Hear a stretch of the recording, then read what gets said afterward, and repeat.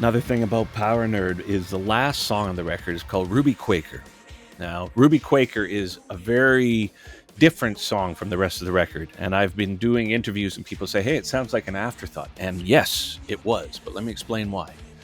Ruby Quaker, as a term, is the name of a type of moth that exists in the eastern United States.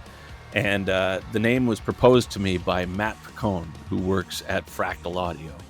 And working through the process of dealing with loss or grief, as much of the record was based on, I recognized that at the first thought, the first thought for PowerNerd was it was going to end with the song Goodbye and then the ambient music that went at the end.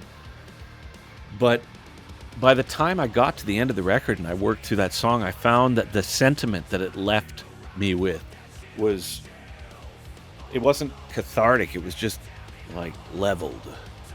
So in the midst of recording this record, I had a friend come by one day and he had mentioned to me, hey, you look like you could use a cup of coffee. And I remember thinking at the time that the pendulum of these experiences, negative experiences, it swings and there's eventually a new day. So what the song Ruby Quaker represents is a new day. We get through it and it's a new morning. And what do we do in the morning? Lots of coffee.